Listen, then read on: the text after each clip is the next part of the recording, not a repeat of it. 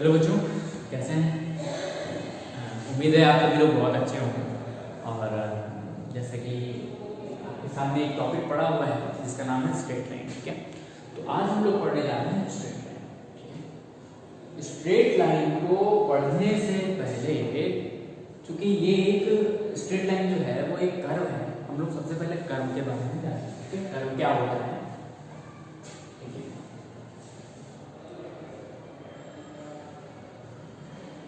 ठीक,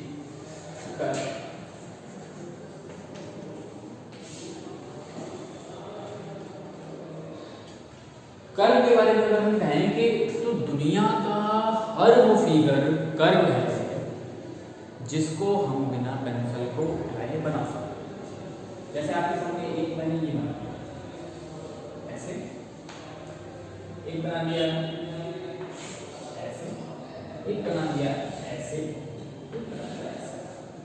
तो बहुत लोगों के माइंड में ऐसा चल रहा होगा सर कर्व का मतलब तो ऐसे ही, मतलब जो कर्व शेप में हो थोड़ा सा घुमावदार हो, है ना, ऐसा नहीं होता है।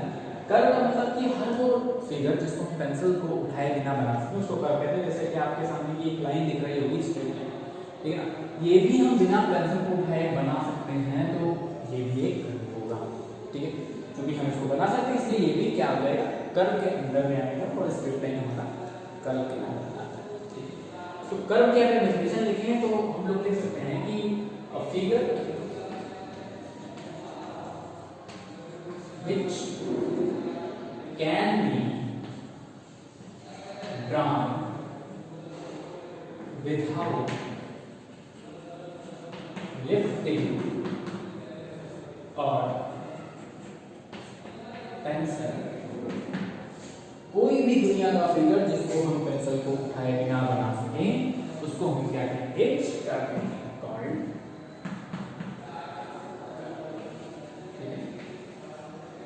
एग्जांपल आपके सामने। अच्छा, कर्व क्या नहीं होता है, जिसमें भी पेंसिल उठ जाएगा ये कर्व नहीं है, है ना। जैसे कोई फिगर हम लोग बनाते हैं, जैसे मान लो ये है ना, तो इस पूरे को अगर हम ऐसे बना दें ना, तो ये भी इसमें पेंसिल उठ रही है, तो इसका मतलब ये भी कर्व नहीं। ठीक है, पेंसिल नहीं होना चाहिए। ठीक है, अच्छा, अब हम लोग पढ़ेंगे ये कर्व। अब हम लोग पढ़ेंगे स्ट्रेट लाइन। तो स्ट्रेट लाइन एक ऐसा कर्व है, ठीक है, स्ट्रेट लाइन में एक कर्व ये बताइए। तो स्ट्रेट लाइन एक ऐसा कर्व है, ठीक है, जैसे कोई कर्व है ये नहीं, तो इस पर हम कहीं भी 2 पॉइंट लेंगे और उसको जब ज्वाइन कराएंगे तो ये देखिए ओवरलैप नहीं कर रहा है। इसका मतलब ये जो गिवन कर्व, ये जो गिवन कर्व है ये वाला, ये क्या होगा, स्ट्रेट लाइन नहीं होगा। ठीक है, तो क्या है, straight line is a curve in which on which if we take 2 points and join them then it overlap, है ना, तो ये ओवरलैप कर जाएगा, ये देखिए ओवरलैप कर जाएगा। ठीक है, तो क्या है, स्ट्रेट लाइन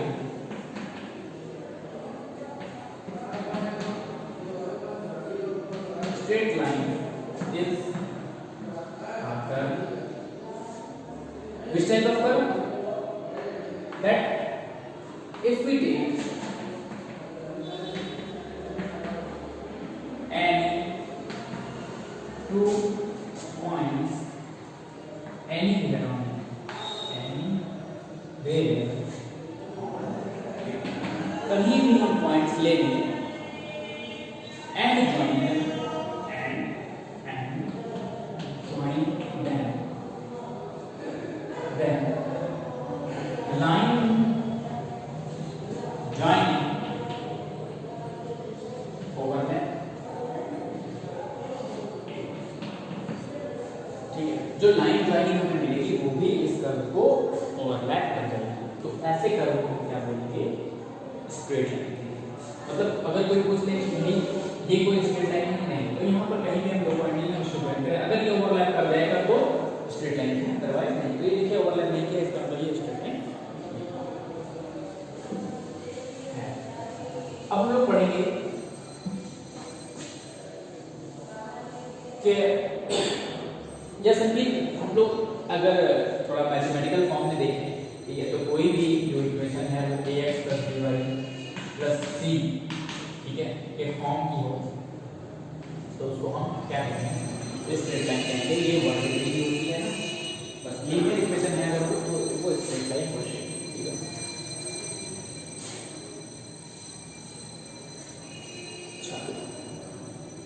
अब हम लोग पढ़ेंगे स्लोप ऑफ, जो कि पहला टॉपिक है स्ट्रेटनेस का, slope of.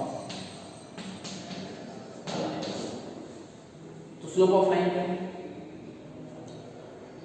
Slope of line को जानने से पहले हम लोग ये पढ़ लेते हैं कि जो स्ट्रेट लाइन है वो हमारा कोऑर्डिनेट ज्योमेट्री के अंदर में आता है, ठीक है। दो टाइप की ज्योमेट्री होती है, एक होती है यूक्लिडियन ज्योमेट्री और एक होती है कोऑर्डिनेट। तो जो स्ट्रेट लाइन है वो कोऑर्डिनेट ज्योमेट्री में आएगा, बाकी यूक्लिडियन ज्योमेट्री में हम लोग जैसे थ्योरम ऑफ रेफरेंस वगैरह ये सब पढ़ते हैं वो सब है, ठीक है। तो हम देखते हैं कि कोऑर्डिनेट ज्योमेट्री है ना, तो इसलिए हम लोग कार्टेशियन प्लेन बना रहे हैं, ये x1 ये प्लेन को x1। हम लोग स्लोप के बारे में जानते हैं। स्लोप का मतलब होता है झुकना या झुकाव या बेंडिंग, है ना, जैसे हम लोग कहते हैं। तो कोई भी लाइन जो होती है, सपोज करिए कि कोई लाइन L है जो कि आप देख सकते हैं कि x की पॉजिटिव डायरेक्शन से कुछ एंगल बना है, जैसे सपोज करिए थीटा, ठीक है, लाइन नाम। तो अगर कोई लाइन x की पॉजिटिव डायरेक्शन से थीटा एंगल बनाएगी तो उसके टेंजेंट वैल्यू को हम क्या कहेंगे, स्लोप कहेंगे, ठीक है। तो tangent trigonometric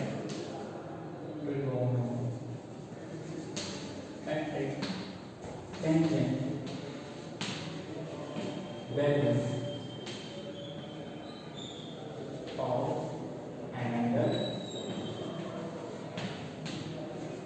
which a line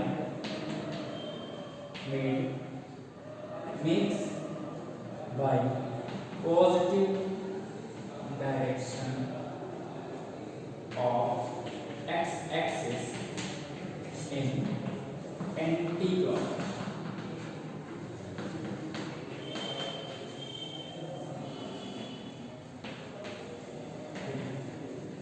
तो स्लोप क्या है कि किसी भी अगर कोई लाइन x की पॉजिटिव डायरेक्शन से थीटा एंगल बना रहा है उसके टेंजेंट वैल्यू को हम क्या बोलेंगे,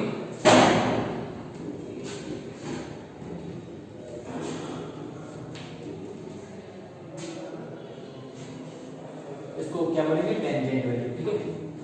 एंगल को अगर कोई भी एंगल थीटा होगा उसकी वैल्यू, अगर कोई लाइन थीटा एंगल बना रहा है उसके टेंजेंट मान को हम क्या बोलेंगे,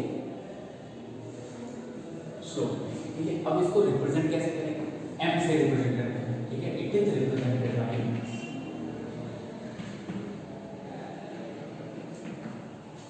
स्मॉल, ठीक है। लेकिन कैसे, m इज इक्वल टू 10।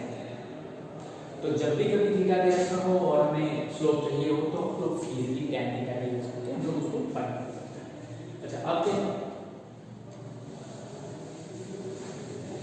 अब हम लोग पढ़ेंगे कब जब स्लोप ऑफ लाइन है तो थीटा दे रखा हो तो तुम निकाल लेंगे। मान लीजिए सपोज करिए कोई लाइन है जिस पर कोई पॉइंट P और Q दे रखे हैं, ये x1, y1 है और ये x2, y2 है ना। अब इसका हमने स्लोप निकालना हो तो कैसे फाइंड करेंगे, आप जानते हैं ये x1 है तो x कोऑर्डिनेट है तो इसका मतलब ये डिस्टेंस x1 हो जाएगी, ऐसे ही ये जो डिस्टेंस है वो क्या हो जाएगी, x2 हो जाएगी, ठीक है। ये x1 x2 इसकी नेमिंग कर देते हैं, a o b p value लेंगे, है ना। इसको आप यहां से ऐसे तो एक फिगर आपके सामने दिख रहा है जिसमें एक लाइन जो है वो थीटा एंगल बना रही है x की पॉजिटिव डायरेक्शन से। इस पर कोई दो पॉइंट रखे हैं, ठीक है, कोई दो पॉइंट रखे हैं, थीटा मतलब है नहीं लेकिन हमने ऐसे ही मान लिया, ठीक है। तो ये x1 y1 और x2 y2 है, कोई दो पॉइंट रखे हैं। तो कभी भी दो पॉइंट रखे हो तो उसका स्लोप हम कैसे फाइंड करेंगे, चलिए देखते हैं। ये थीटा है क्योंकि आप देख सकते हैं कि NP जो है वो PM के पैरेलल है, तो जितनी ये डिस्टेंस होगी उतनी ये होगी, और ये कितनी है भाई, x2 से x1 हटा दी तो x2 x1, तो ये भी x2 x1 हो जाएगी। और ये कितनी है, ये y1 है तो ये भी y1, टोटल कितनी है y2, तो ये वाली डिस्टेंस कितनी हो जाएगी y2 माइनस, ठीक है। तो इन ट्राइंगल ये थीटा है तो ये भी होते हैं। इन ट्राइंगल PQ में क्या किया हमने, tan theta is equal to क्या होता है परपेंडिकुलर अपॉन बेस, और इसका परपेंडिकुलर क्या है y2 माइनस y1 और बेस क्या है। इस तरीके से आप देख सकते हैं कि कभी भी अगर दो पॉइंट दे रखे हैं किसी भी लाइन पर तो हम स्लोप ऐसे निकालेंगे, ठीक है। ये कहानी हो गई, ठीक है। तो हम इसको कह सकते हैं कि स्लोप ऑफ लाइन में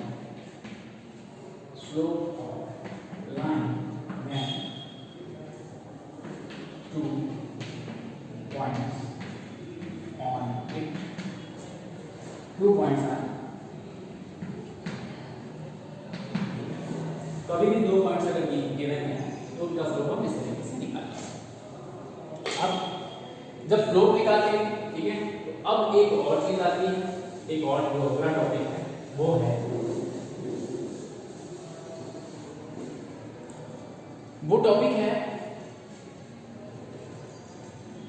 किन्हीं भी दो लाइन के बीच का, जैसे मान लीजिए ये दो लाइन इंटरसेक्ट कर रही हैं तो इनके बीच का एंगल है, तो कोई कहता है कि ये एंगल है, कोई कहता है कि हाँ जी भाई दोनों एंगल ये थीटा है और ये क्या है फाई है। तो इन्हीं दोनों एंगल्स को हम कैसे फाइंड करते हैं, ठीक है। क्या इनका तरीका है, ये हम लोग तो फिर से हम लोग एक कार्टेशियन प्लेन लेते हैं, एक एक्स एक्सिस हो गई, वाई एक्सिस हो गई, कोई एक लाइन ले ली जो कि अल्फा एंगल बना रहा है एक्स की पॉजिटिव एक्सिस है ना, और एक बीटा एंगल बना रहा है, ये लाइन करके लेंगे, ये क्या करेंगे, ठीक है। तो इसमें देखिए दोनों इंटरसेक्ट कर रही है पॉइंट सी पर, तो एक एंगल ये थीटा बन रहा है और एक एंगल ये फाई बन रहा है, इन्हीं दोनों एंगल्स को हम लोग फाइंड करेंगे यहाँ से। तो आपने एक प्रॉपर्टी पढ़ी होगी, ट्रायंगल की प्रॉपर्टी है, एक्सटीरियर एंगल प्रॉपर्टी की, दो इंटीरियर का जो सम होता है, ठीक है, वो एक थर्ड एक्सटीरियर एंगल के बराबर होता है, ठीक है। तो देखते हैं इन ट्रायंगल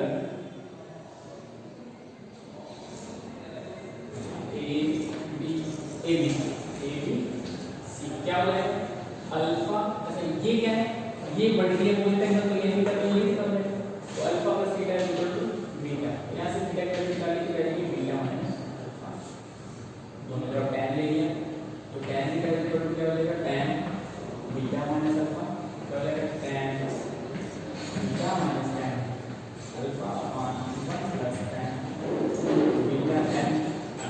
अच्छा tan बीटा क्या है, ये इसका स्लोप है ना लाइन एन का, तो इसको हमने m1 मान लिया और अल्फा को हमने या अल्फा को m1 मान लो और tan अल्फा को m1 और tan बीटा को m2 मान लिया, तो क्या हो जाएगा m2 minus m1 upon 1 plus m1 इस तरीके से हम लोगों ने थीटा की वैल्यू निकाल ली है, ठीक है। अब हमें क्या करना है फाई की वैल्यू निकालनी है, ये फाई, तो आप देख सकते हैं कि थीटा की अगर ये स्ट्रेट एंगल है ना तो ये फाई है, तो ये कितना थीटा की वैल्यू कर देगी फाई माइनस फाई इक्वल हो जाएगी, ठीक है। तो हम थीटा की वैल्यू क्या करते हैं tan phi minus phi equal to m2 minus m1 upon 1 plus m1 क्यों, क्योंकि थीटा क्या है फाई माइनस फाई, इसको सॉल्व करेंगे तो बचेगा minus tan phi is equal to m2 minus m1 upon 1 plus m1, ठीक है। यहाँ इस तरीके से इधर देख लेते हैं थोड़ा सा, जैसे हमने रखा tan phi minus phi is equal to m1 m2 minus m1 upon 1 plus m1 m2 है ना, तो ये रहेगा minus tan phi is equal to m2 minus m1 upon 1 plus m1 m2, तो tan फाई क्या हो जाएगा m minus m2 minus m2 upon 1 plus m1, इस तरीके से दोनों को अगर कंबाइन करके रखें तो tan इसको a लिखते हैं, tan equal two plus minus m2 minus m1 upon 1 plus m1, ठीक है। थीटा जो है कंबाइन कर दें तो एक जो एंगल आएगा इन दो लाइंस के, एक बार प्लस लेके निकालेंगे, एक बार माइनस, तो ना कि हम क्या लिख सकते हैं tan theta tan 2 minus plus, ठीक है। इस तरीके से हमारे जो दो मेन प्रूफ थे स्ट्रेट लाइन के, जो पहली एक्सरसाइज में बहुत ही ज़्यादा इंपॉर्टेंस रखते हैं, ये प्रूफ। अब अगर इस एक्सरसाइज को आपको लगाना है, सॉल्व करना है, तो आपको ये दो चीज़ें, जो दो फार्मूले मैंने लिखवाए, पहला था m = y2 - y1 / n2 - n1, है ना, जब पॉइंट दे रखे हैं, या m = tan थीटा जब थीटा दे रखा हो, और या ये तीन जो फार्मूले हैं, ये फर्स्ट एक्सरसाइज, मेरी फर्स्ट जो एक्सरसाइज है आपकी एनसीईआरटी की, और उसके लिए बहुत ही ज़्यादा जरूरी है, या किसी भी राइटर के लिए जो पहली एक्सरसाइज है स्ट्रेट लाइन में, उसके लिए आपको इन दो फार्मूलाज की बहुत ही ज़्यादा जरूरत होगी। आप इसको तैयार करिए, बहुत ठीक समझिए। नेक्स्ट टाइम हम लोग मिलते हैं, इसकी जो एक्सरसाइजेज हैं उस पर डिस्कशन होगा, एक एक क्वेश्चन आपको सॉल्व कराया जाएगा। अगर कोई भी क्वेश्चन, कोई भी क्वेरी अगर आपकी मन की आप ऑलरेडी उसको सॉल्व किए बैठे हैं, कोई भी क्वेरी है, तो आप उसको कमेंट बॉक्स में लिख सकते हैं कि ये वाला सर वाला क्वेश्चन का नंबर है, इसको आप बता दीजिए, ठीक है, तो आपका सोल्यूशन पहुंच जाएगा।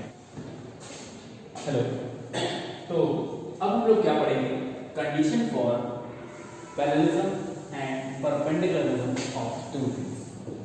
इसका मतलब ये है कि जैसे अभी हम लोगों ने प्रीवियस में भी अभी प्रूव किया कि tan theta = plus minus m2 minus m1 upon 1 plus m1 tan 2, ये क्या था, किन्हीं भी दो लाइंस के बीच का एंगल, क्या है इतना मैं हम लोगों ने पढ़ा था।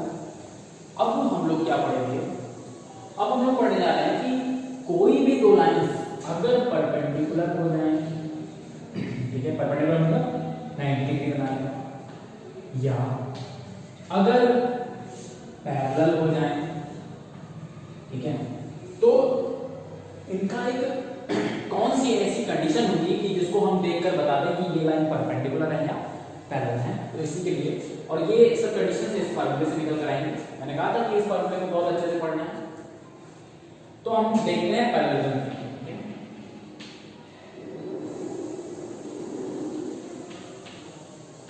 पैरेलल का सेंस यही होता है कि दो लाइंस हैं जो कि पैरेलल हैं, ठीक है, ये पैरेलल है। तो दो लाइंस कब पैरेलल होती हैं, आप जानते होंगे पैरेलल लाइन किसको कहते हैं। पैरेलल लाइन का मतलब यह है कि हर मतलब ईच एंड एवरी जो पॉइंट हो दोनों लाइंस का, उस पर डिस्टेंस जो होती है वो कांस्टेंट होती है। यहाँ भी वही है, यहाँ भी वही, ठीक है। और अगर दूसरे फॉर्म में हम कहते हैं कि, तो हम कहते हैं कि दोनों ही लाइंस के बीच का जो एंगल होगा वो कितना होगा, 0, ठीक है। इसका मतलब क्या है कि दो लाइंस पैरेलल तब होगी जब उनके बीच का जो एंगल होगा, थीटा की वैल्यू जो होगी या जो भी एंगल है उसकी वैल्यू क्या होगी, 0। तो इस फार्मूले में हम लोग क्या रख देंगे, थीटा की वैल्यू क्या रख देंगे, 0 रख देंगे। तो tan 0 = plus minus m2 minus m1 upon 1 plus m1 into m2। tan 0 0 भी होता है, इसलिए आप लोग क्या कर लेंगे, ये जो डिनोमिनेटर है वो इसका 0 में चला जाएगा, क्या आ जाएगा, plus minus m2 minus m1 = 0। This implies m1 = m2। तो हम कह सकते हैं कि दो लाइंस अगर पैरेलल होंगी तो जो पहली लाइन है उसका अगर स्लोप m1 है और दूसरी लाइन का स्लोप m2 है, तो इन दोनों का जो स्लोप होगा वो दोनों आपस में क्या होंगी, बराबर होंगी, ठीक है। तो सिंपल लाइन में हम क्या कह सकते हैं कि पैरेललिज्म, दो लाइंस का पैरेललिज्म तब पॉसिबल है, दो लाइन तब पैरेलल होगी जब उन दोनों के ही स्लोप आपस में क्या होंगे, इक्वल होंगे, ठीक है। अब हम लोग क्या करेंगे, अब हम लोग देखने जा रहे हैं कि कोई भी दो लाइन परपेंडिकुलर कब होती है, उसको नोट कर लीजिए, ठीक है। अब हम लोग क्या देखेंगे कि दो लाइंस परपेंडिकुलर कब होंगी, ठीक है, देखते हैं। तो आप देख सकते हैं कि दो लाइन परपेंडिकुलर L और M ये परपेंडिकुलर है, तो इनके बीच का एंगल कितना होगा, 90। तो इसी में हम क्या करेंगे, ये कौन सी कंडीशन है? परपेंडिकुलर।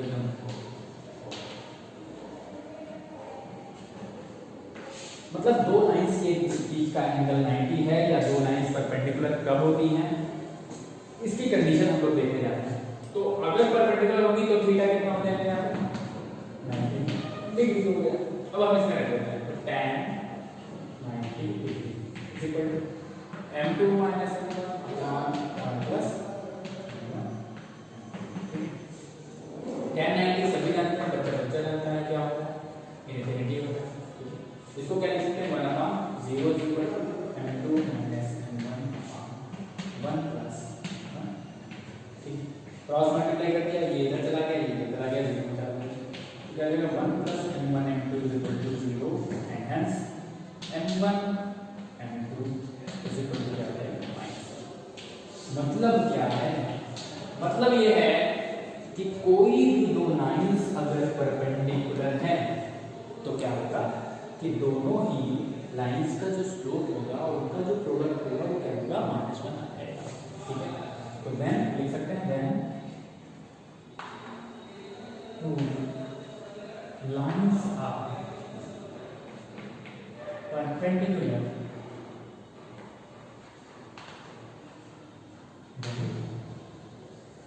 slope product of